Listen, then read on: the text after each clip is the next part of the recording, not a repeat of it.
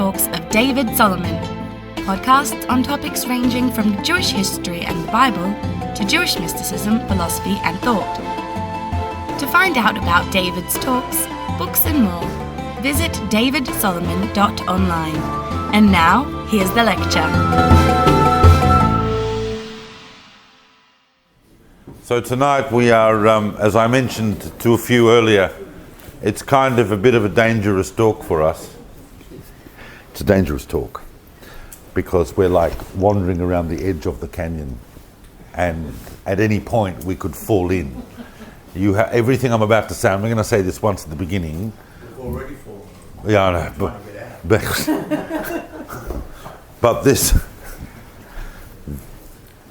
this topic, which I'm trying to go and do in just the next few minutes this evening, is such an immense subtopic of the 16th century that in some institutes of advanced learning and tertiary education, universities and so on, in America and Israel, ones which actually have departments of Jewish thought, and you can actually do a degree in Jewish thought and whatever. In some of these places, tonight's topic alone as a subtopic of the 16th century is a year-long course. So I want you to realize that it's a very big topic, but I'm going to focus this evening, now that we have kind of backgrounded a shtickle about last week, we backgrounded some of the major kind of themes and geopolitical picture and event history background of the first half of the 16th century, and now we're going to focus in pretty much the same time frame, but based on what we know now, focusing in on one particular feature of what was going on, but a feature that was going to explode and ultimately completely change and, in a sense, in many ways, revitalize the whole of Jewish consciousness. What we're going to look at tonight is what happened as a result of which it is virtually impossible for us now to access the consciousness of a Jewish identity prior to the 16th century. That is no less than the revolution that happens, and we need to look at the events that lead up to it and how it happened and who contributed to that. You just missed an introduction which could be summarized as, this is a very important topic. And so to remind ourselves of what this world is and where we are and what's happening. That is funny, I didn't realize it. Yeah, but you're right, it's funny. There's the Mediterranean, and obviously Spain, Portugal. I brought some colours. Italy, Greece, Turkey, Egypt, North Africa, the land of Israel, and of course, now, what's happening? So, let's go through it just to background ourselves and remind ourselves of where we are at the beginning of the 16th century. Let's put us. I've been living there for the last 2 weeks, and I'm still there. Some of you just come, we go there on a Wednesday evening and then you go back, but I've actually been there the whole time and I've been poking around. So this sounds easy for me. This might seem easy for me, but I'm not taking it for granted that I'm obviously there. So what do we remember? Let's go through it. Very good. Very good. This is extremely annoying. I hate technical issues, but for some reason, right? Let's put that there. Hope it stays. Okay, so let's start here. What's just happened? All right, and where are we at? At the moment, Spain off limits.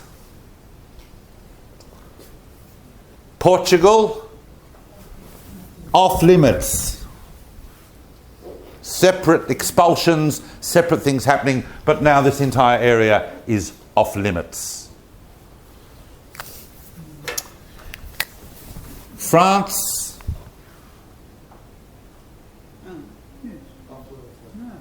Not really. No, no Jews in France. England, definitely not.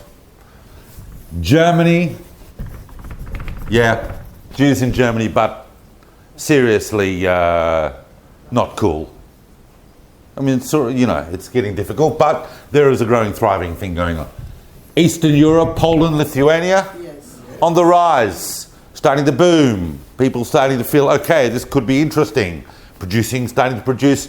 Look, let me tell you something. I'm not here to give you the ooga booga of Jewish history and the whole cosmic whoa. We're just learning about the mechanics of history and how it unfolds. But in tonight's talk, we do touch on the ooga booga, and I've got to bring that also into our consciousness. That it is no coincidence, if you think about it, that the dynamic centers of the Jewish world, doesn't matter how much money they have, or doesn't matter how close they get to the ruling powers, or how extensive are their networks of conversation, the dynamic center of the Jewish world, and it has always been this way throughout history, is where you will find Torah scholars. In the last 100 years alone, look at it. The dynamic center of the Jewish world, up until the Second World War, effectively was Europe, because that's where the greatest scholars were. The dynamic center of the Jewish world now is in Israel. And although some might say there are great scholars in America, and there are, the greatest Torah scholars in the world are in Israel. Prior to the expulsion at the end of the 15th century, the dynamic center of the Jewish world was Spain. It always has been, because Spain had the greatest scholars. I'm not getting now into the discussion about whether scholars caused that to happen or whether they are a consequence of that happening, but that is how we can identify, and we see it in the 16th century, and we're going to see it again. So when we talk about various migrations of different people, it's not always easy to get on the map until you start producing intellectual product. That's how the Jewish world works. Commercial product is also invited, but intellectual product is really what symbolizes Jewish history in terms of its migrations. You're troubled by that comment. I must have missed. What about Netherlands? Because it was Second Jerusalem in 10th century, right? 16th century, they should be century. You're saying in the Netherlands? Amsterdam. There are Jews in Amsterdam, but the community is about to get obviously revitalized throughout the 16th century. It's going to become very, very, very, very significant in the 17th century. But and even though there were great scholars that were living in Amsterdam, and even though it might have been always the coolest place to be, nevertheless it wasn't what one would say the single dynamic center of the Jewish world. And I'm only prefacing that simply because I'm going to use that term, and we're going to see it move around a little bit. So that's one just introductory remark I want to make. So Poland, Lithuania, we know that is on the rise because they are starting to produce people of intellectual product, but also their commercial situation is rising, their liberties are rising. Ottoman Empire at this stage is on the move and is expanding. The Ottoman Empire is very pro-Jewish. I'll say that again. Some people seem to find that difficult. The Ottoman Empire was very pro-Jewish. They could not believe the stupidity of the kings of Spain that they got rid of their Jews. And as I mentioned last week, they even helped to bring Jews to the Ottoman Empire. Yeah? And the Ottoman Empire is starting to become, it's going eventually, in the course of the first couple of decades of the 16th century, to expand and take over this whole area. All right?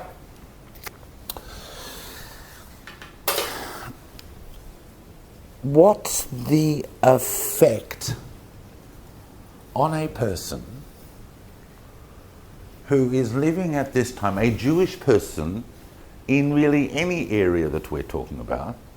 What's the effect of hearing, on the one hand, and news wasn't coming as fast as we have it today, but they were hearing waves of news. On the one hand, all the Jews have been kicked out of Spain. Spain. I mean, that's... on the other hand, the Ottoman Empire has defeated the Mamluks and has taken control of the whole of the Middle East. And they like Jews. Oh, another piece of news. By the way, they discovered a whole new unknown world. Oh, another piece of news. Suddenly, the whole of Christian Europe is in uproar because of a machlokas within Christianity. What are you going to start thinking? That all of these people that have been running around, your Lemlines and your Molchos and all the people that we talked about last week, this could actually be the point at which the world is turning into something else. In fact, it was, no question about it. But many, many Jewish people right across this world are starting to see these things and some kind of pattern of moving towards redemption. And once you start hearing those things, and you are a person on the move because you're getting exiled, and anyway, even if you're not part of the exile, you're somewhere else in the Jewish world, conditions aren't exactly perhaps what they should be, or not about what you're hearing or your expectations. Where are you going to think of going? To the land of Israel. And where particularly? To Jerusalem. Now, up until the 16th century, up until this point, the situation was azoi. Jews have always prayed about Jerusalem, and they have always had a consciousness that Jerusalem was, in an ideal sense, the spiritual capital and centre of the Jewish world.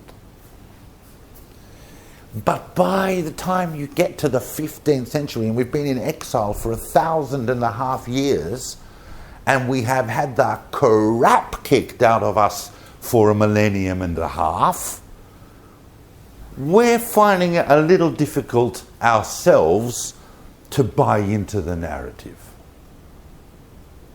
Meaning that yes, we believe, but it's just nothing in the world is reflecting any other reality other than that we are at the absolute bottom of the heap.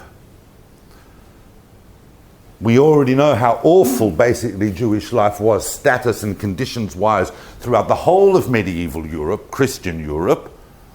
But it wasn't a picnic either under the Mamluks for the last couple of centuries. They were probably pretty much the Islamic equivalent of an awful Christian monarchy. They just had that over here. They perhaps weren't theologically massacring Jews like the mobs were in Europe, but there was a definite suppression of any other religion other than Islam. And it was very, very tightly enforced, and Jews were very limited in numbers. They couldn't move around. They had a very, very difficult status. That all changes with the defeat by the Ottomans. It all changes. But the Ottomans are not idiots. They want Jews to come to the Ottoman Empire, and they send ships and they invite, and they even relocate Jews. They even look at a situation where they go, there's quite a few thousand Jews here, but there's no Jews over here, so we'll command these Jews to go there. Not because we're exiling you, but because we need you to start up this place, start up this economy, get this going. We inherited this boch from the Mamluks. We don't really know what we're doing with this entire empire. We actually need help to run it. The physician of the Sultan at the end of the 15th century was a Jewish physician. Already we were starting involved in court involvement and in commercial contracts, and of course there was a very benign attitude. Yeah. Sunni Shia, is that present at this time? Is that No, at this time it is all predominantly Sunni. There were Jews in Iran in 1500. Yeah, of course. But just hold on one second, because I'm saying that. But if certainly if anyone is sitting in the audience at the moment that knows that is not correct, please let me know now. But my best knowledge is that it's Sunni, but it's a good question. In answer to the question that was asked last week about what the total population of Spain, I'm assuming, who asked that last week? That was you as well? Good question, 2 good questions, right? Obviously you would have looked up yourself the answer, and Obviously I would have done it. I wanted to give you the... yeah. No, obviously I'm assuming you did, because I certainly looked it up, and I was way out. The population was talking the wider population. This is not the Jewish population. This is a question in wider demographics.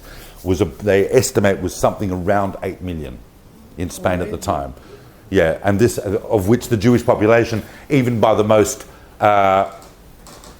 maximal estimates of historians, would have been only probably 250,000 or less. So it wasn't really hitting that kind of massive 10% mark, but it was significant. It was definitely significant.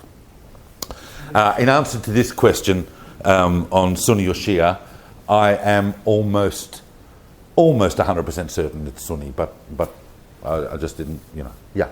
Sunni today. Yes, it is. It is. That's why I was assuming that I don't recall any event in which it suddenly switched. The conflict, I presume, between the... Oh, the Sunni Shia conflict. Oh, then no, that's already from the 4th Caliph. That's way before. All right. Now, so really, I remember where I was. The Ottomans were not stupid. They knew that Jews would come if they were granted like an open field and economy and societies. The first place they would want to build up would be the land of Israel. As it is in any window in Jewish history. Even at a time where, as I said, the consciousness of the Jewish people generally was that really wasn't a reality that it could imagine happening, but within a short space of time, 20 or 30 years, it suddenly became a reality. We saw that again at the beginning of the 20th century. When Herzl stood up at the Basel Conference, many people thought he was Meshuggah. But within 30, 40 years, you have a state. So it's kind of like that kind of thing. Suddenly, the picture's changing. But the Ottomans were not stupid. To live in Jerusalem was difficult for 2 fundamental reasons. Can't go into this in detail, but the summary is this. One is that they made it difficult because they enforced a very unique tax on Jews who wanted to live in Jerusalem. But like a serious tax. We're talking in today's terms, probably the equivalent of something maybe $20,000 per person, at least just for the privilege of living in Jerusalem. So naturally, that's already going to limit the numbers, and it was strictly enforced. Jews were allowed to, but only if they could pay the tax.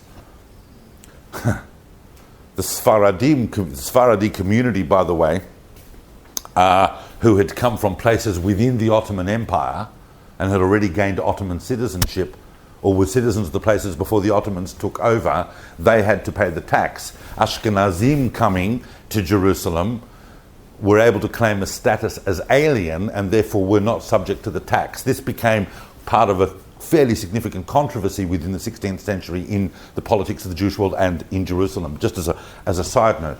The second reason why life in Jerusalem was difficult for Jews, even after the Ottoman takeover, was because, well, there are 3 reasons. The second is because the Ottomans were structuring their principalities and governorships of this whole new area they had taken over, and they were structuring them along economic lines, and Jerusalem simply wasn't in the economic development zone of the new Ottoman Empire. Another town or city in Israel was, but it wasn't in the Jerusalem area. It was up in the Galil, a town called Tzfat, that was hooking into the Damascus-Cairo economic zone that in a sense was bypassing Jerusalem.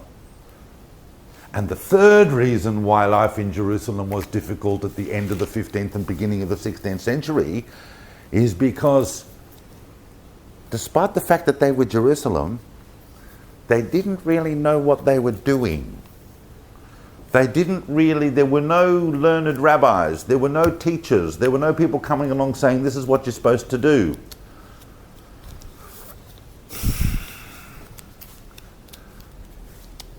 And that was actually the case right throughout most of the Middle Ages. When Nachmanides turned up in Jerusalem at the end of the 13th century, he had to go to Hebron to get guys to come to Jerusalem to make a minyan, to make a quorum for prayer. And that situation hadn't really significantly changed until one amazing individual turns up. Now I can start the talk. One amazing individual turns up that begins to transform Jerusalem. And he turns up round about, very soon after the turn of the century, maybe around 15, or maybe even at the end of the 15th, very beginning of the 16th. And he comes and he completely transforms it. Rabbi Goren, do you know who I'm talking about? Right now, this person who goes from here, doesn't matter if you don't, because I didn't mean to embarrass you. I'm just because when I tell you who it is, you will have heard of this person. That's why I'm asking you. People know this person in a certain context within, say, the rabbinic world, but they don't realize historically the tremendous impact that this one individual had. And he came from a place in Italy called Bertinoro, and his name was Rabbi Ovadia of Bertinoro. And he came to Jerusalem. And when he got there, he found that there was only one other Italian Ashkenazic rabbi who'd arrived in Jerusalem kind of just not long before. And the two of them set about teaching people. There was no one to do anything in terms of servicing the Jewish community of Jerusalem in terms of its religious requirements. There was no one really even helping them economically. They had no contacts. They were a little bit pathetic. He himself, Rabbi Ovadia of Bartanora, actually himself had to bury people, physically dig the holes in the ground in order to bury people, because there was no one else, and they didn't even know how to do it. Until then, funerals were always very hasty things done by someone else. The body was taken away at night because they didn't want non-Jews to attack the bodies. There was there was no communal infrastructure, there was nothing. Rabbi Ovadia ben Bartanora is famous not because of any of that, but because of his commentary on the Mishnah. While he's sitting in Jerusalem, rebuilding from scratch the community of Jerusalem, he is writing what became the definitive commentary on the Mishnah for the next 300 to 400 years. And in his commentary, and I know that some of you are going, oh, that's interesting, so he wrote a commentary. Okay, very nice, right? But the nature of his commentary is fascinating, and it has historical interest for us, because it's kind of allied with the theme of what is going on and what is about to happen. Because his commentary on the Mishnah is a synthesis of the interpretation of the Mishnah by Rashi with the rulings emergent from the Mishnah, the halachic rulings emergent from the Mishnah of Maimonides. So he is synthesizing, in a sense, these two worlds. And his entire kind of life's work was based on that principle. He was also extremely careful on his arrival to develop excellent relations with the non-Jewish religious leaders and political leaders of the city. The Islamic and Christian leaders, but particularly the Muslim, because they were now in control.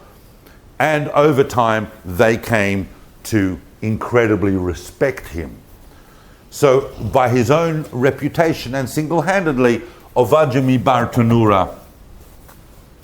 And what's interesting is that even though the land of Israel at the end of the 15th century was still fairly desolate as it had been, the Ottomans, because they're quite adept rulers and administrators, are now taking censuses every few years, and we know the numbers, so we know that by the time we get to, say, the middle of the 16th century, there's 300 to 400 Jewish families living in Tzfat, and there's maybe half that number living in Jerusalem, and we know that by the time we get to the end of the 16th century, there's almost 20,000 Jews in Tzfat. But before we get to Tzfat, we need to look at 2 or 3 pivotal communities that are about to effect this change. And it's going to get interesting because we're going to talk about individuals. And if I can only talk about these particular individuals, it's because they are the ones that are extremely important and impactful. But bear in mind that there are many, many others. If it seems like I've cherry-picked, it's because I'm only cherry-picking the ones that I think really, really contribute to the dynamics of what's going on, but they're not the only ones. And the first community and the first people I want to look at who are starting to effect this transformation that is about to happen in the land of Israel, and bear in mind, transforming the land of Israel in the 16th century doesn't simply involve kibbutzim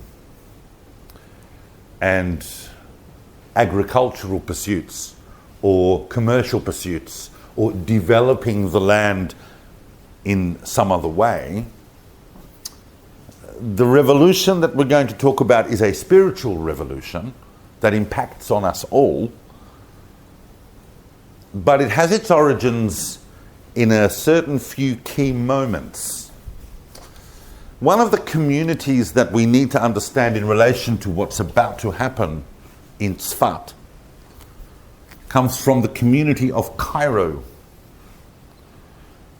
Now, all of these communities were about to undergo deep experiences of change as a result of the first wave of immigrants that are going to come from Spain. When I say the first wave, I mean those guys that in 1492 said, "Sayonara, I'm out of here. I'm not going to Portugal. I'm not doing any of that. I'm going far away." This is before any opening of the doors by the Ottoman Empire. This is just people trying to get as far away from Spain and Portugal and the Christian world of the Inquisition, as far away as they can. And amongst those first wave are some extremely important individuals, and one of the communities that was the first to feel the impact of them was Cairo.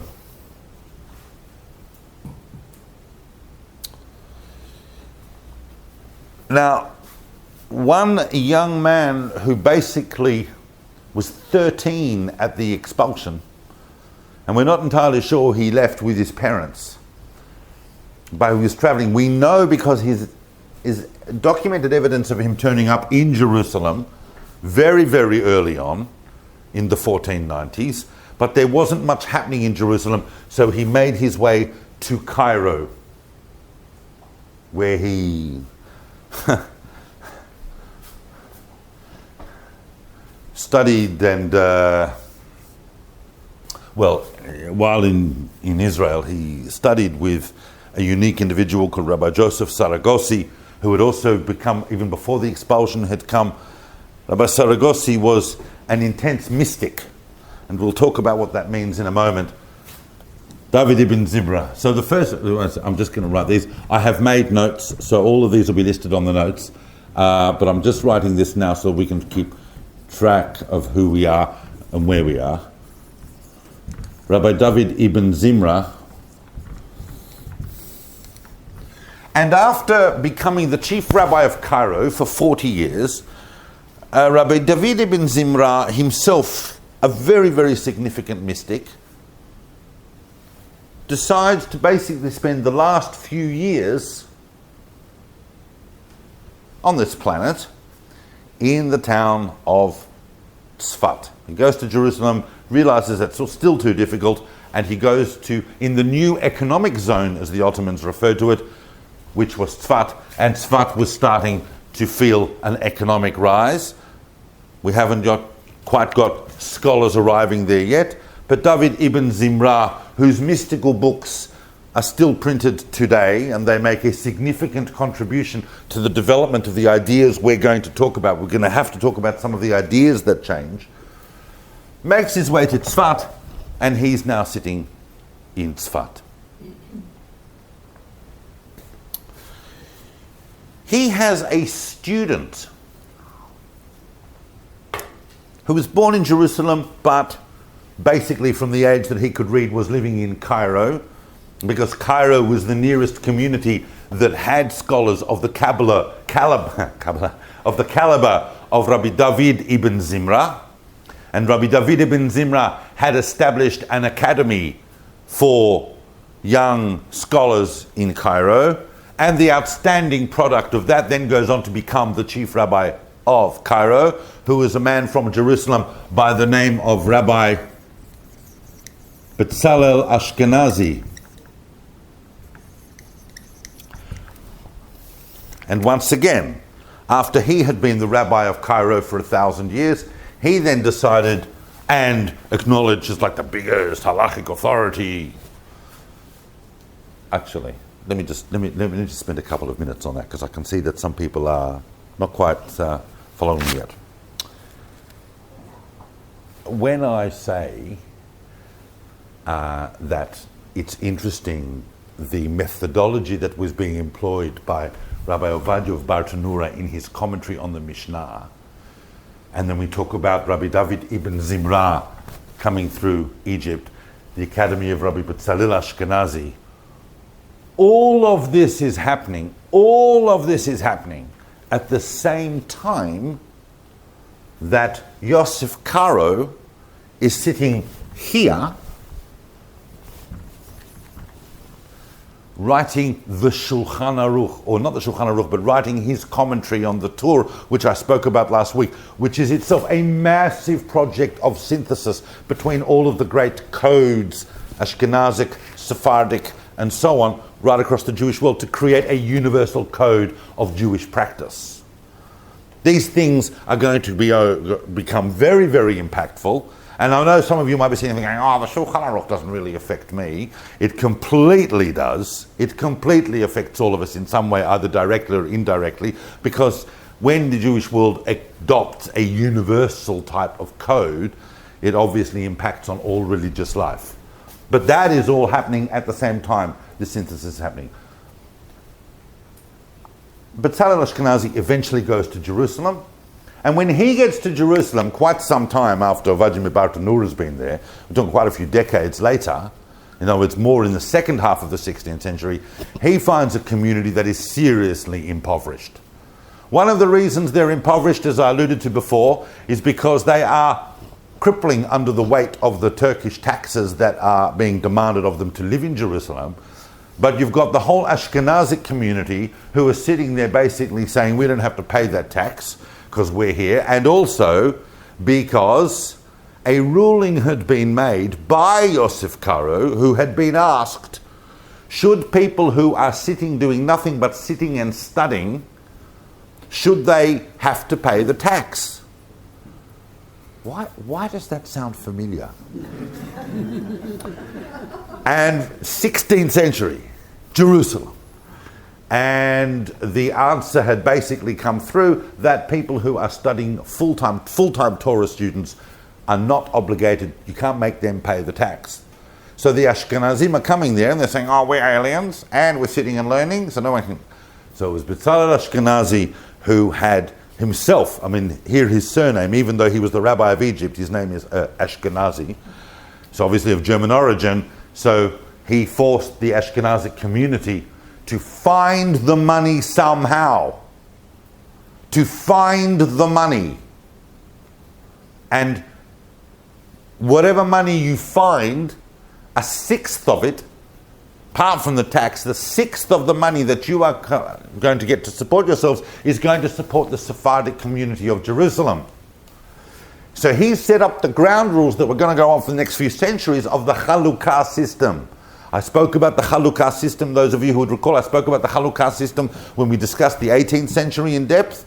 We talked about the Chidah, and the first rabbis to get to, America and so on were all gathering funds for the Chalukah system, which was that all Jews around the world, and he instituted this thing that on Purim especially, but all Jews around the world would give a particular amount, and that would be sent to Israel. The origins of the blue box, the origin of everything, like to do with sending money to Israel, but Betzalel Ashkenazi took that and structured it so that there would be an equal distribution of those sorts of funds. Very, very, very significant person. And while he's doing all of that, he's writing an astonishing work which is collating all of the so far unpublished and unprinted sayings of the of earlier authorities, medieval authorities, the Rishonim, and he's publishing that as an entire methodological commentary on the Talmud. While he was still in Egypt, his nephew, and he and a wealthy merchant called Mordechai Francis shared a nephew who was born into the Ashkenazi family, because his father was Ashkenazi, his mother was Sephardi, and he'd been born in Jerusalem, and still, nevertheless, because his uncle was the chief rabbi of Cairo, he was, of course, sent to Cairo to live with his uncle and become a scholar. And when he was a young man, in around, say, 1560, this young man got hold of one of the most amazing cultural and intellectual products of the 16th century that we're going to return to a little bit, and that was the 1558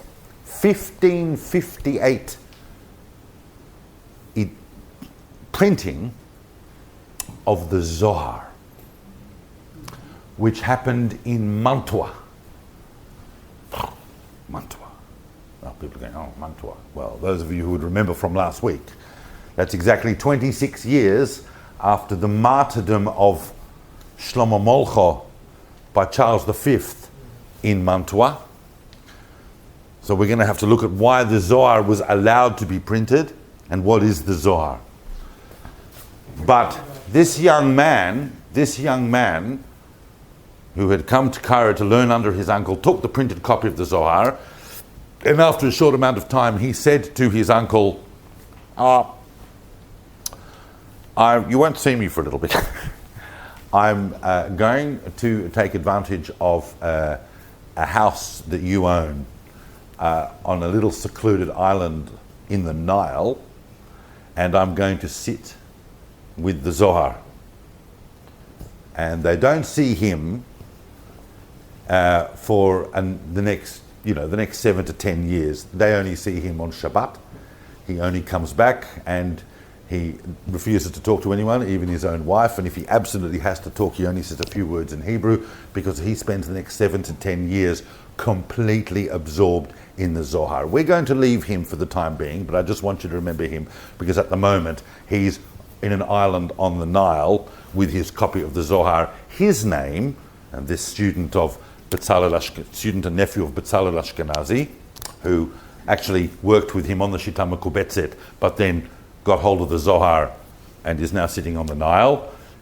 His name is Isaac Luria. But we're going to move now. I need to look at another community. This community is ginormously important. This community is here, and it is, of course, Salonika. Salonika. Now I know that's, where is it? Yes, it's in Greece. It's Thessaloniki. I know that some of us are sitting going, yes, Salonika. Yes, I know where that is, and I've heard that at some point it had an interesting Jewish community. At some point. And I believe they make nice music, that nice Sephardic music. They've probably got one or two items of cuisine that are worth trying out. There's obviously, and many, many people don't realise just how fundamentally important Salonika was as a Jewish community and its place within the Jewish world, because basically from around about here that we're talking in the early 16th century, for the next 200 years, Salonika is pretty much the largest Jewish community in the world, and at various stages, such as the very beginning of the 16th century, the most dynamic, because they have the greatest Torah scholars living there, they have the greatest numbers. Remember that in the 18th century, Salonika was known as what? The mother of Israel. Salonika was hugely vital and important community. And sitting in there are people like Rabbi Yosef Taitatzak, who has come from Spain. And Rabbi Yosef Taitatzak he's a new breed. Yes, he knows Jewish law. Yes, he knows the Talmud. He knows the Midrash. He knows all of the sources. He knows the codes. He knows all of the sources that Jewish scholars and rabbis are supposed to know, but he knows something else. He knows Kabbalah. And he knows it off the scale. He is really a turning point in even Jews witnessing spiritual and holy men that they didn't realize existed. And Joseph Taitatzak had a phenomenon going on, that's the only way I can describe it, which was that he was visited by a Magid. Now a Magid is very, very difficult to explain.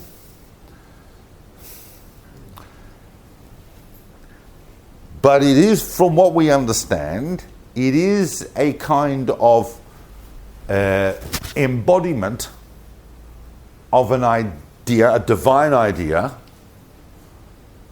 that, like a text, that emerges from the voice of a person but is not that person. It is in fact a spiritual entity that is speaking to the person through the person. Like, hello David, how are you? I'm well, how are you? Good. I'm coming here tonight to tell you X, Y, and Z. Or they would get up in front of a group of people like this, and what they were saying was not what they were saying, it was what Magid saying. And please record what I'm about to say, because I'm not actually listening, the Magid's talking, and then what did I say? Now, he had a couple of students. One of his students, he's living in Salonika. He's come from Spain. He set up a whole mystical school in Salonika. One of his students, so that's Rabbi Joseph Taitatzak, and one of his students, I mean, there's so much, you can do entire lectures on Joseph Taitatzak. I'm just mentioning him because he is the teacher of Rabbi Shlomo, or Solomon, Al-Kabetz. And in around at some year between 1530 and 1535,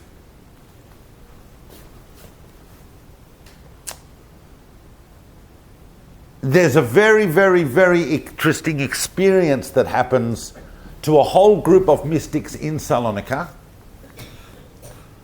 And at the time that it happens, Rabbi Yosef Karo, the author of the Bet Yosef, who's by now pretty much regarded as the biggest halachic authority in the world, is sitting in Salonika with Rabbi Shlomo Al-Kabetz. Now, Rabbi Shlomo Al-Kabetz, as a student of Rabbi Joseph Taitatzak sitting in Salonika, there's a lot of big, big scholars in Salonika. But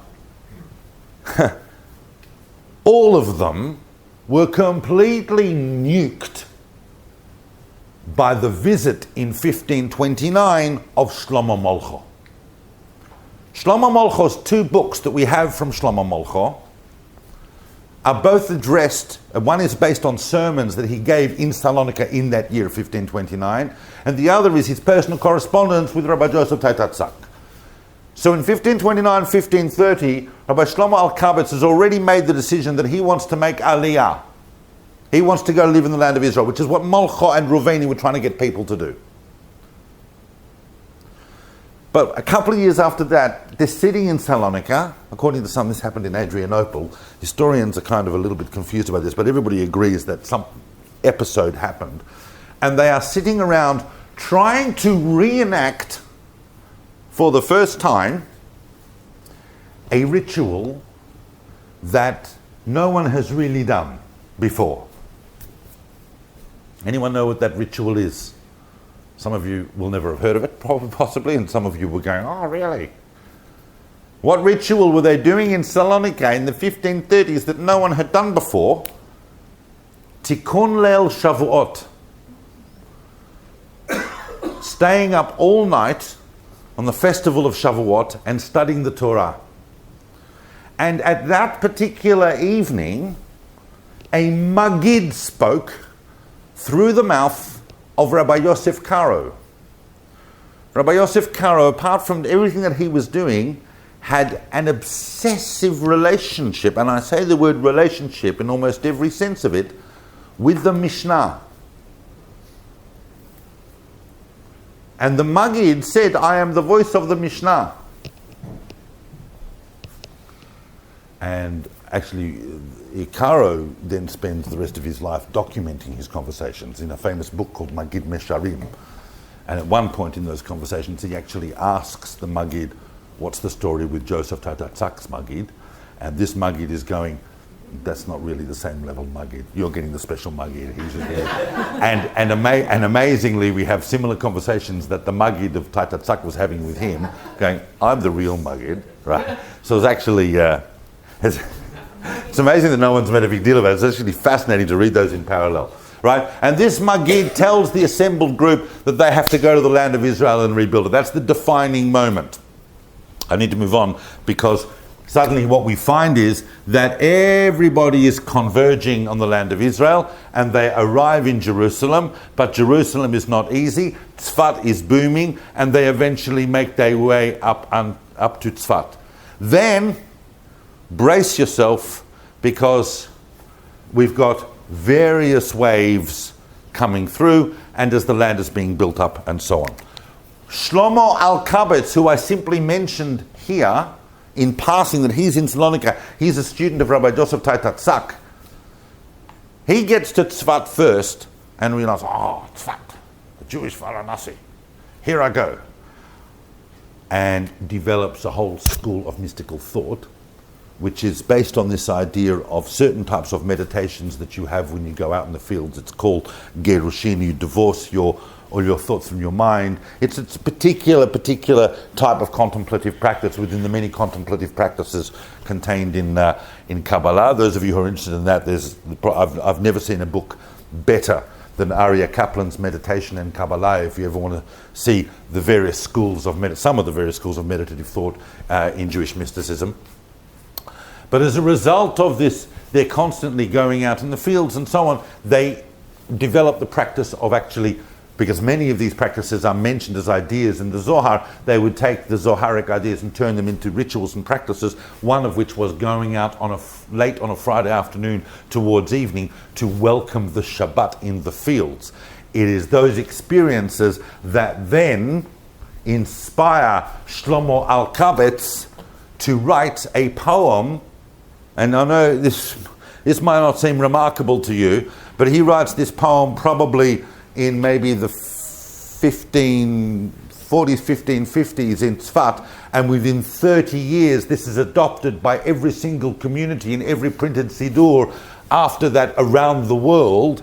To get that level of canonization within 30 years means not only that you must have written a fairly impressive poem, but that also you are standing now at a place which is becoming a synthesis of ideas and scholars and Jews from all over the Jewish world, and that poem is, of course, Lecha Dodi.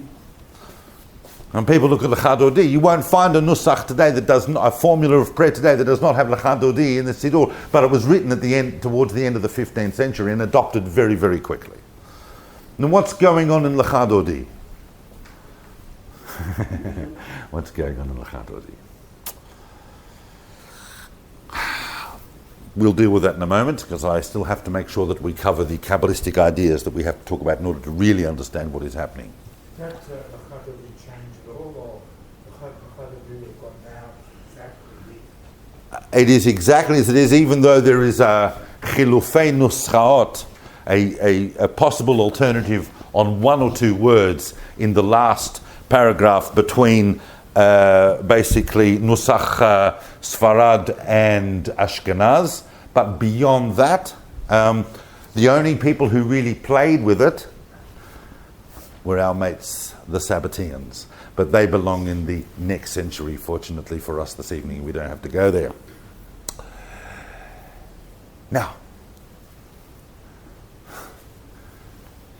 you've now got this convergence in the land of Israel, and you've got some people in Jerusalem, B'Tzalel Ashkenazi and others, but the preponderance is now happening in Tzfat. So not only is Tzfat now an economic center, you've now got serious heavyweight scholars, all of whom share a kind of preponderance to mysticism. Their mysticisms are a little different because the great syntheses have not yet happened. They're coming from different areas and different parts of the Jewish world, and as you can imagine, mystical ideas were developing in different parts of the world. Joseph Taitatzak, living in Salonika, is working with magic squares, a completely different type of mystical approach to, say, the Zoharic Kabbalists, such as David ibn Zimra and Shlomo Al-Kabetz, who were coming to Tzfat as well. But everything is getting synthesized. But also at the same time, and in the same streets of Tzfat, and those of you, who's been to Tzfat? Oh, well, hello, Phil. So, Tzfat was old Tzfat. Just those little alleyways that you see, that was Tzfat.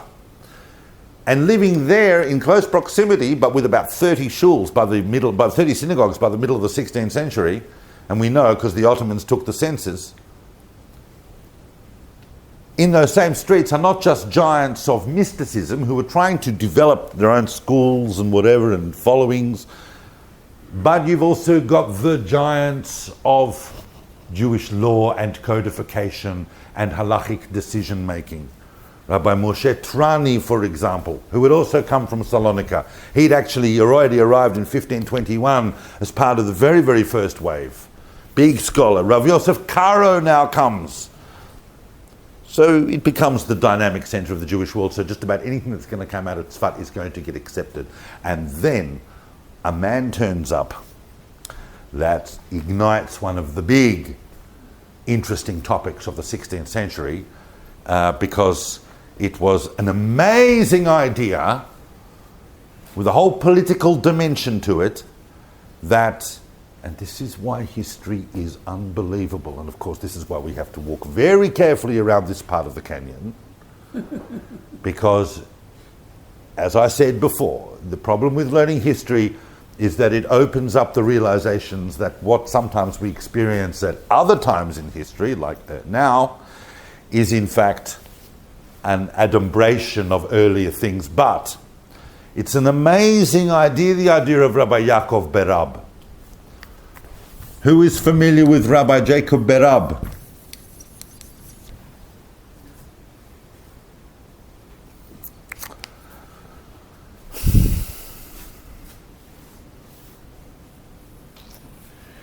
So Rabbi Yaakov Berab actually is a guy who was born in the late 1470s. And for the last 40 to 50 years, he's been wandering. He's a great, great scholar. He's from the old Spanish school of scholars, and he's been to all these communities, and they've all respected him. He has spent time in some of them, and they would say to him, this is even at a time where Yosef Karo's reputation was growing. Everyone would say of Rabbi Yaakov Berab, yeah, but he's really the only guy that we could say would possibly know more than Yosef Karo. But he never really settled anywhere until the 1520s, 1530s, when he decided, no, if you're going to be anywhere, then, I'll go to Tzfat. I'll go to Jerusalem, I'll go to Tzfat. And he comes up with this idea. And it's an idea we're going to just look at for a couple of minutes, because it's very difficult to understand some of the political dimensions of the 16th century without seeing this idea and what it meant. And this allows us to access the consciousness of what people were talking about. Yaakov Berab has an idea, and the idea is this. The redemption is at hand. We're seeing that. We're seeing all these changes unfold, but it's not actually happening as fast as we need it to happen. That argument, by the way, is an argument also of our generation. No, we've had the Holocaust. No, we got the State of Israel. No, what more do you want? Where is he? And just like our generation, their generation went, maybe it's something we're meant to do. What are we meant to do? So in our generation, that answer comes in a great variety of flavours, and as it did in the 16th century. But one idea that Yaakov Berab had started to take off. It's a bit of an elitist idea, but it's nevertheless a brilliant idea. What we really need to do is to start being able to enact changes in Jewish law at a fairly deep level so we can adapt to a redemptive state. In order to do that, we need a certain level of rabbinic authority that we have not had for a long time. And therefore we need to reconstitute the Sanhedrin, as also has happened in the early 21st century. If we reconstitute the Sanhedrin, if we're going to do that, then the Sanhedrin can only be constituted if we have rabbis with proper ordained authority. No one has given smicha, and when I say smicha, I do not mean the real smicha, the real ordination. Rabbis, now, Maimonides, a few hundred years earlier, had given a formula for how you achieve this. The rabbis of the land of Israel all agreed to give one person ordination. So he derives his ordination from the haskama, the agreement of all of them, and then he can ordain others. But he's got to be at a level that is... you have to know the Mishnah, all of it by heart, and you have to be able to be absolutely, totally familiar with all aspects of Jewish law. Normally something that would really only apply to maybe 2 or 3 people in any generation, The rabbis have to come up with a figure who can do that, and then he can ordain others. And so the rabbis in Tzfat, which is the majority of those big name rabbis we've spoken about, the ones that are there, Berab goes to them and go, can you think of anyone you'd suggest who has time to follow through that project? And so they all go, yes, what a good idea. And they elect him to be the first fully ordained rabbi in 1,500 years. The reinstitution of the smicha is one of the great polemics of the 16th century. The problem with it was, and things might have gone very differently if they'd done it, there were certain things they needed to want to do. And things might have gone very differently if they had got the rabbis of Jerusalem on board before doing so. Because the rabbi of Jerusalem although even though Berab had written to him very nicely saying you can be also have smicha and you'll be one of the first I ordain, right, was extremely against the idea. Yosef Karo did a few things in his life that had a lot of critics. There were critics of the Shulchan Aruch project. This was Berab's baby, but Yosef Karo was on board, and the Rabbi of Yerushalayim, who by the way was the son of the En Yaakov, basically brought the whole project not only crumbling down, but the Ottoman authorities then got very, very involved, and basically Berab realized that he had to get out of Tzfat el pronto, because otherwise, you see, the Ottoman Empire did not want a situation where Jews were looking like they were going to create a state. This ain't the 20th century, and even in the 20th century it was no picnic. And I don't know if you've realized that Allenby coming into Yerushalayim is exactly 400 years after the conquest by Selim of the Ottoman Empire of Yerushalayim. But they were very, very aware that the Jews would totally want to create their own Jewish state in the land of Israel if they could. They'd read Molcho's writings as well. They knew what was going on. But before Berab escaped from Tzfat, according to some with his life, he ordained several of his colleagues. One of those, of course, was Yosef Karo, and one was Moshe Trani. And Yosef Karo then went and gave smicha to another great holy rabbi called Moshe Alshich, who we know as, he's known as the Alshich HaKadosh, the holy Alshich. There's only a few people in Jewish history that have got the kind of nomica, the holy in Jewish history. Two of them are living in Tzfat, one in the 18th century, one also in the 16th.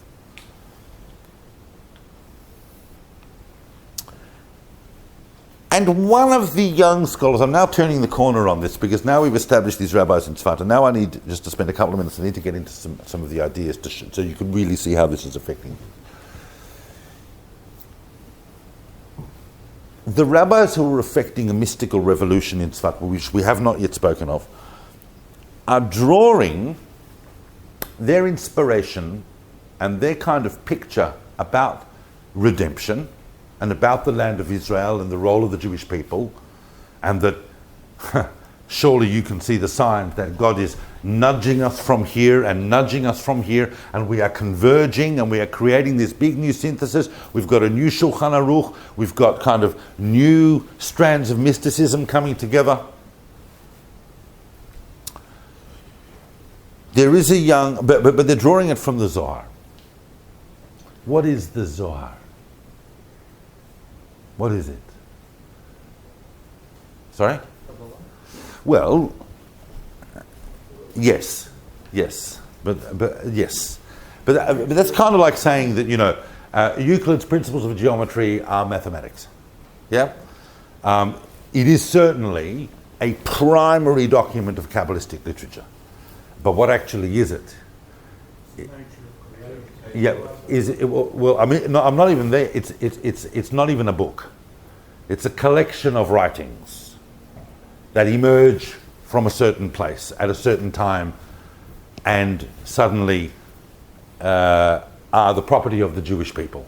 It is, of course, as you say, a book that deals with creation, a book that deals with redemption, a book that basically deals with the whole relationship that God has with the world and with the Jewish people. What is actually going on there, expressed in deeply mystical terms. But the Zohar also has introduced an idea or a thematic way of looking at the world that is based on the revelations of Jewish mysticism. And the primary revelation of the Zohar and of that generation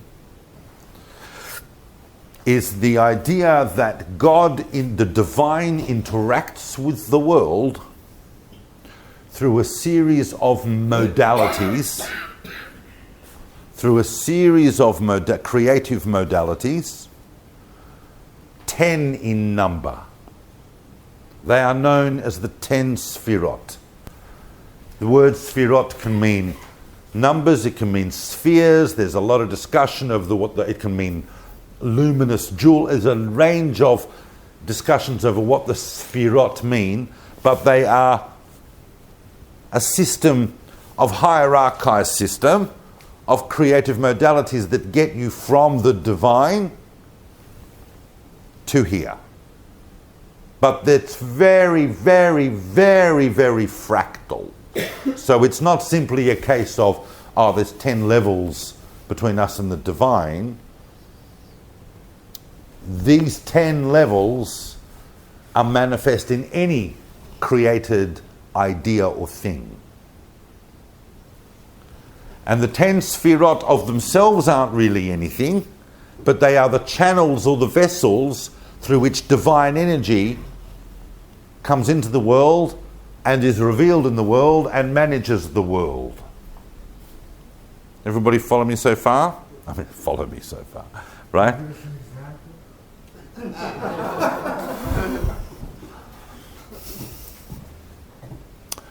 Well, good question. So obviously the prime example would be, of course, the human body. The human form, not even the human body, the human form. The human form is regarded by Kabbalists as the most concentrated microcosm of divine creativity. It's not the case that, there are 10 Sphirot because we look like this. We look like this because there are 10 Sphirot. And therefore, the Sphirot are translated symbolically in one of the modes of understanding the Sphirot through the human body.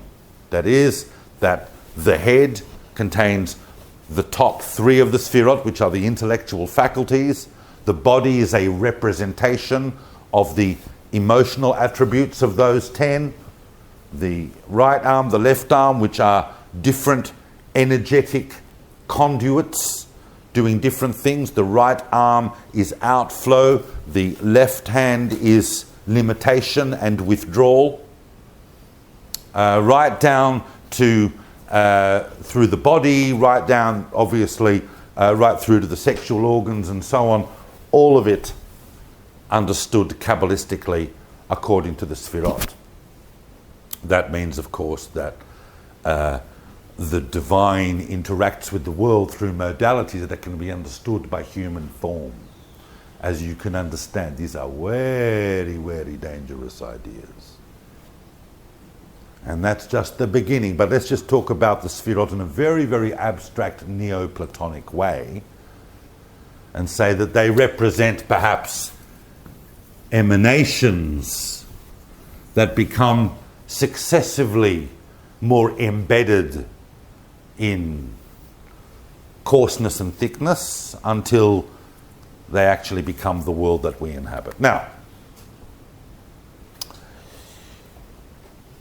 all the Zohar is not talking about this openly, but that's the underlying symbolic key behind the Zohar. But the Zohar, which is written in Aramaic, it's highly oblique, it's poetic, but also it's very, very symbolically rich, a very, very difficult text for people to come to terms with, and even people who can understand the Aramaic and are familiar with some of the symbologies, because there is already material circulating on what these symbologies might indicate. Very, very difficult to decipher the Zohar, and even if you decipher it, to extract some kind of systematic symbolic framework that you could then philosophize with. What can I do with these concepts? Of course, I've just talked about one concept. We're talking about an entire view, spiritual system view of the world that has to account for the nature of the Torah, that has to account for the nature of the people of Israel, that has to account for all the cosmic mythology underlying the Bible and how that then affects the whole of the rest of the Jewish history. These are what mystical ideas are doing, not just that, but how you can actually kanun.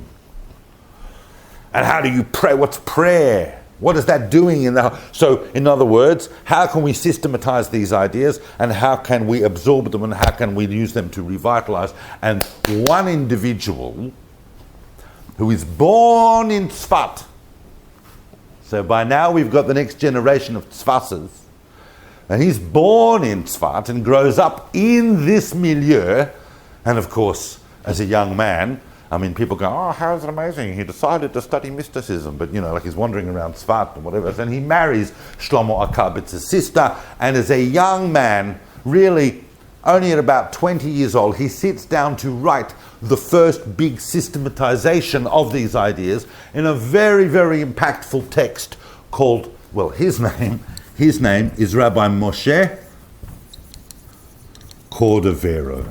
So I've said a lot of names, but if we were to really, really whittle it down to 2 or 3 names, his name is one of the ones that are most identified with Tzvat, and he wrote this text called Pardes Rimonim, an orchard of pomegranates. And in that he systematized the whole of Kabbalistic thought, creating a theosophical system by which the world, or worlds, and the Sfirot, and God, and human behavior, and prayer, and Torah, and the mitzvot, and the land of Israel, and the cosmic cycles of time can be understood, and therefore people can say, I have a place in that, because I am a part of the Jewish world, because I'm a part of the Jewish people, because I have this soul, because I have this human form, because I have this potential to change the world. If I can't do it with physically, I can do it through prayer. I have the ability to actually have spiritual input into the cosmos. That is a very, very big shift. And of course, Pardes Rimonim gets printed. And then, of course, 20 years later, Moshe Cordovero writes other works which are deeply, deeply advanced introspections into some of the things that he has outlined in his much earlier system. He dies in 1570. He's only 48. Absolutely astonishing. But I mean, till today, people are studying his Kabbalah, but it's not regarded as the primary avenue by which Jewish mysticism took. That's going to become apparent in a moment. But Cordovero's contribution, we refer to him as the Ramak, Rabbi Moshe Cordovero. One of the amazing things about it was that he showed that you could combine discussions of this nature about the mystical reality behind the reality that you see with such intensely beautiful philosophical writing. He was just a brilliant mind. And a lot of his writings are very, very similar in reflection to some of the writings that are emerging in the late Renaissance as well in Italy and so on. I mean, you could read a paragraph of the Ramak, and if you took out the specifically Jewish references to the way he's talking about God and nature, you could think that you're reading Giordano Bruno. And it's this entire fusion of knowledge and ideas and science behind an absolutely an inspired view of the world as completely just a manifestation of God. Not to mention, of course, that Kabbalah has got to deal with the issue of evil. Jewish philosophy completely passed that one over. That didn't do an AFL pass, but they completely didn't want to have to deal with it. It's a very difficult subject. Kabbalah is the one that really has to come in and deal and explain what's going on with evil.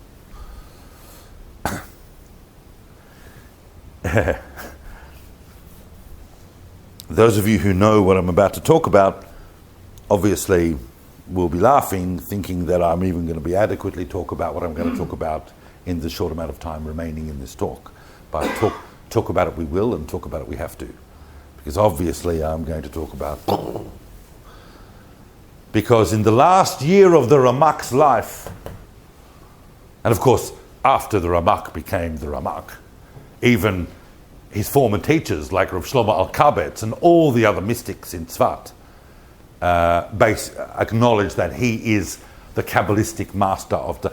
When you went to Tzvat, did you see that whole kind of transcendental scene going on, the hole in the alleyways and all the kind of, you feel you're in a kind of a place where if it's not mystical, people are trying to be mystical, or people are wandering around going, I mean, Tzfat's crazy. I can't be there for more than half a day at a time. It's too nuts even for me, right? And I'm running to the Tachana Merkazit. They're going, get me out of here. But in the 16th century, it was like that times 10 on crack. I mean, people were, and they were developing these phenomenal mystical systems, and everybody had their own following and so on.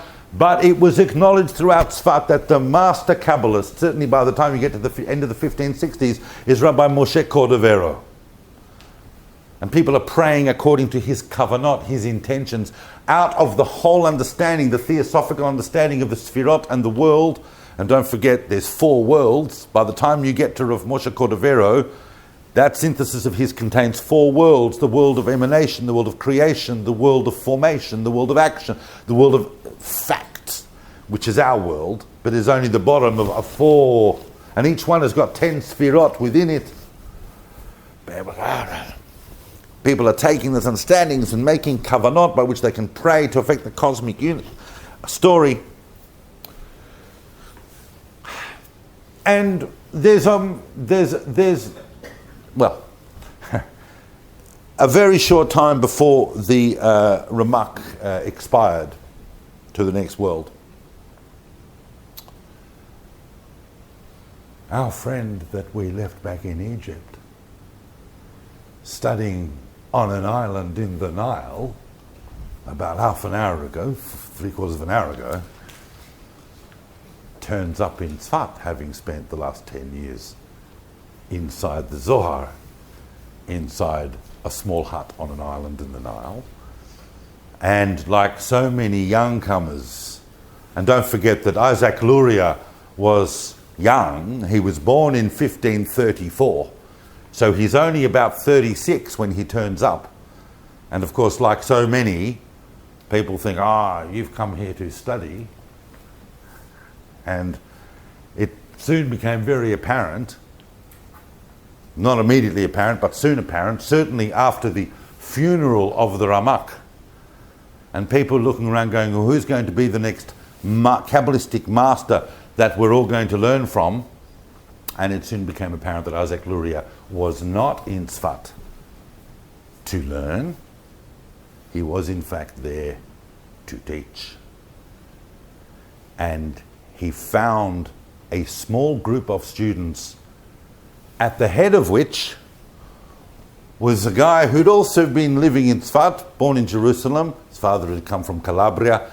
He was a sofer, born in Jerusalem, interested in mysticism from his 20s, hung out in Tzfat, tried to get the vibe, went to Damascus, came back, went here, went there, studied alchemy for 2.5 years.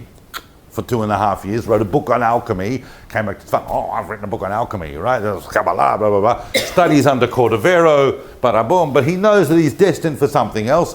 And then he meets Isaac Luria, and this man's name that I was just speaking about is a man called Chaim Vital. So Chaim Vital became the primary student of Luria's circle,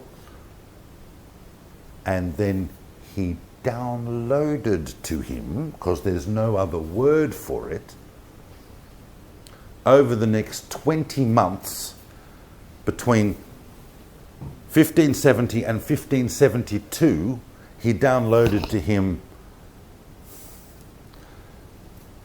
possibly the most transformational vision that the Jewish people have had of the concept of God and the concept of the divine for the last, basically since, the rise of monotheism. He told me he had to go 10 minutes early. He's not offended, it's okay. He downloaded this transformational vision and then he died. This is Luria to Vital. He died at the age of 38. From that moment, for the last 450 years, Lurianic Kabbalah not only became the main way in which the word Kabbalah and the understanding of Kabbalah has come down to the world. And when I say to the world, I mean to the world, not just to the Jewish people, because within half a century, and within a century, the great figures of the European Enlightenment are reading Lurianic thought. Leibniz is reading the Ari, and many others are as well. It gets translated into Latin and so on. But the effect that the Ari's thought had within the Jewish world was nothing less than completely transformatory. It's very difficult to think of Jewish concepts prior to the 16th century, pretty much because of the incredible revolution that the Ari did. And I'm going now in the next 2 minutes to summarize his thought. It's impossible, Paul. Did the Ari have access to Gadara's teaching? Yes, of course. There are two views on it. One is that he had obviously studied Cordovera. Cordovera was the main Kabbalist in Tzfat, so the Ari obviously would have studied him. The one historical view is that Luria turned up 3 to 4 months before Cordovera's passing and actually studied with him. And the other is that he arrived on the day of Cordovera's funeral. Tradition has it that the Ramak had said, my successor will be the person that sees a pillar of fire emerging from my coffin as they're putting it in the grave. And the Ari was said to have witnessed that particular vision. But here's, it would be tempting to get very complex, so I'm going to try and keep this simple. But even as simple ideas, these ideas are very, very profound ideas. Okay, so just stay with me. We'll take 2 minutes because I want to show you just the impact of it. See, part of the problem is that medieval philosophy, like Maimonides, had taken the concept of God into kind of some kind of theological atheism almost. God became so transcendent. Remember that the Rambam is living in these Islamic countries, and there's a whole refutation of any Gnostic element or any mythical connection or cosmomythos connection that we might have with God. God became this philosophical concept that you can't actually touch. Yeah? Contemporary physics is almost doing the same thing. The Zohar, on the other hand, and this is the great strain that's happening within Jewish medieval thought between the rational and the mystical. Because while the rational is going there, the mystical is bringing God down to say, you got this Sphirot, human form, bada-boom, God's with us, everything's God, okay, everyone can relax, God's here. And Rambam's going, God's there. No, God's here.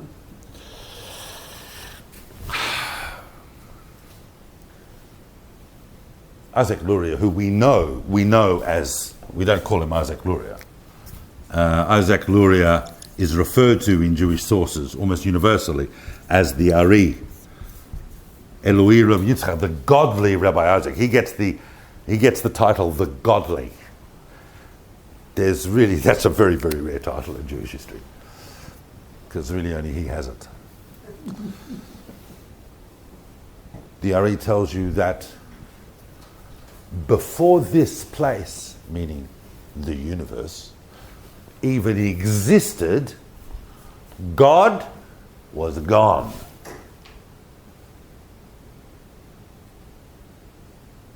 Gone.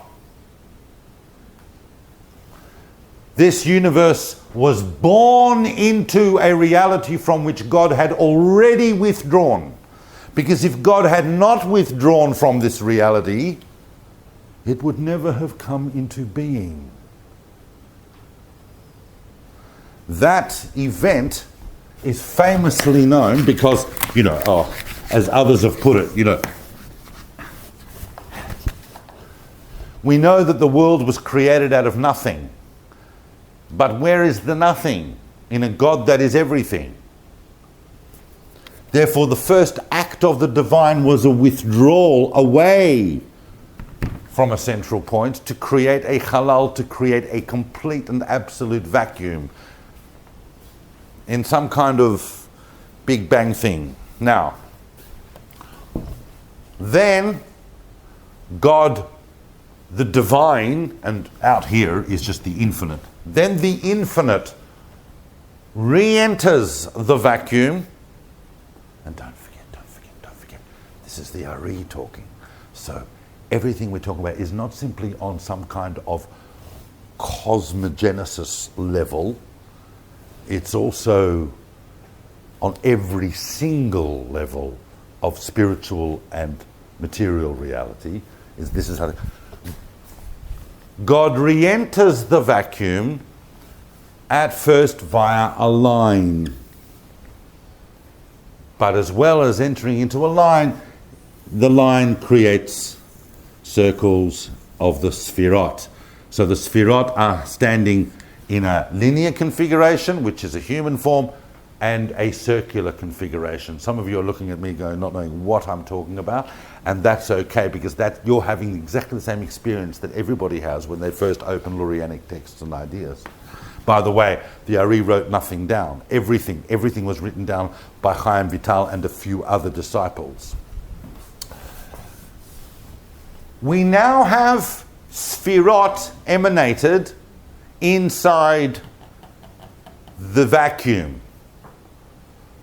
But these vessels cannot contain the divine light. And they smash. And when they smash, they fall to even deeper levels of divine distance. But attached to them are sparks of light. Then a deeper aspect of the infinite enters the halal and begins to reconstruct and correct the vessels so that they can contain the light. We are the ultimate projection of that inner essence light of the infinite coming into the universe to fix it. By redeeming the sparks that we find in reality and returning them to holiness, we build a world that is a vessel that can contain the divine. We're not there yet. We're almost there. We're not there yet. It is the task of the Jewish people to be the, if you want to use Lenin's term, the vanguard of consciousness in the rebuilding, humanity's rebuilding of that universe. It's a ginormous myth. That concept, that third concept, is known as the concept of tikkun. And therefore the whole concept of tikkun olam, which many of you have heard of, is really an idea that comes into Jewish thinking as a result, just one small result of part of the Lurianic thinking. All I've given you now is simply a very, very, very sketchy summary of a kind of an overview of the sort of thing that the Ari is talking about. And it takes years to even understand his texts, but the ideas have filtered down right through and permeated right throughout Jewish life in many, many ways that would really be the subject of other talks.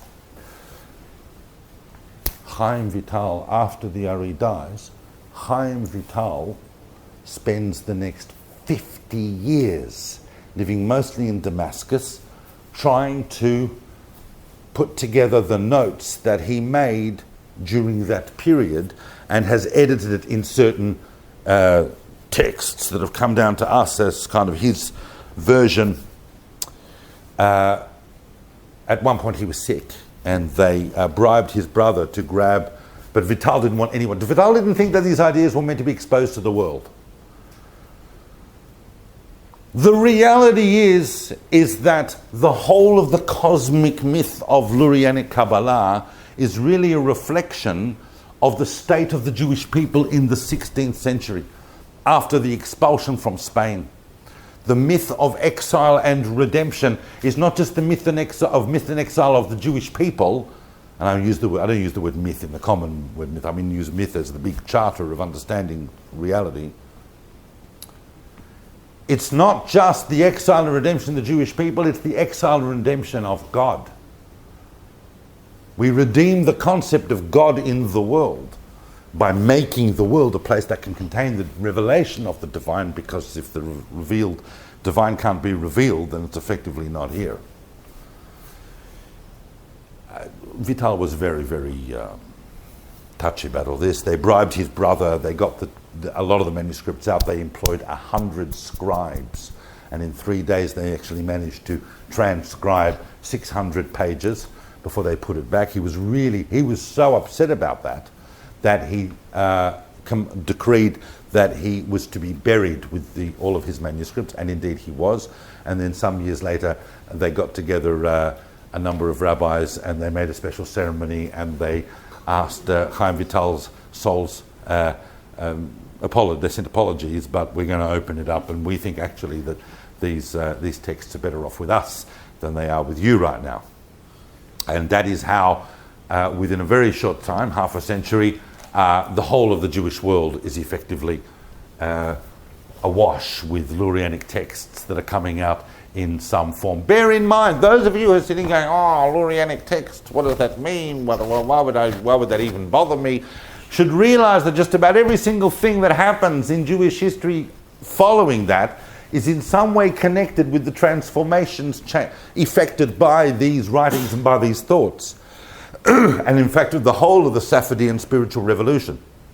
Hasidism, the whole phenomenon of Hasidism in Europe that we spoke about when we did the 18th century, and which you're familiar with, inconceivable without the Safavidian revolution, inconceivable without the thought of the Ari and what the Ari is actually trying to reveal in the world about God and about the Jewish people, and that the Jewish people are now tasked to bring about redemption by redeeming the sparks of holiness lost in reality. This brings the consciousness of Jewish identity back into a much more redemptive framework. It is not the case simply that we're going to schlep it out and just get kicked on the right and kicked on the left, Christianity here, Islam here, even though the Jewish spirituality is older than both of them, and that in fact they are derivative, not the other way around. Nevertheless, we don't have a universal spiritual system that we are trying to impose on all of humanity. We just really want to be left alone so that we can go back to the land of Israel and create the ultimate reality for the Jewish people in the land of Israel, that ultimately is the vessel through which the 10th Sphirah, the lowest Sphirah, the Sphirah of Malchut, which is the Sphirah of the kingship of God, can be revealed in the world. This idea has been driving Jewish theology now for the last 4.5 centuries. But it is a product of this immense Safavidian revolution, and even the Ari is not someone who's acting in a vacuum. He is part of this entire push.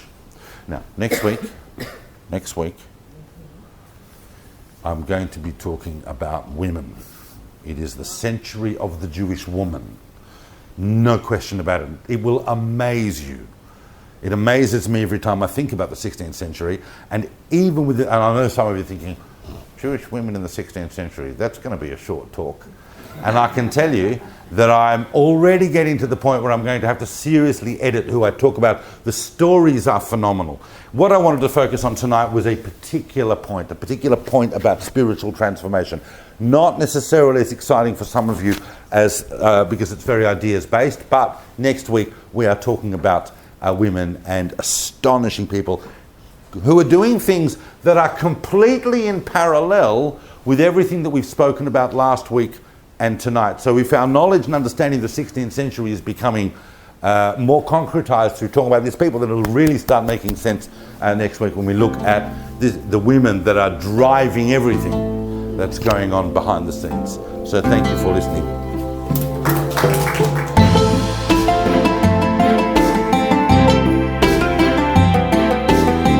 Thank you for listening. To find out more about David Solomon's books, recordings and classes, or to support his work and teachings for just a few dollars a month, visit davidsolomon.online.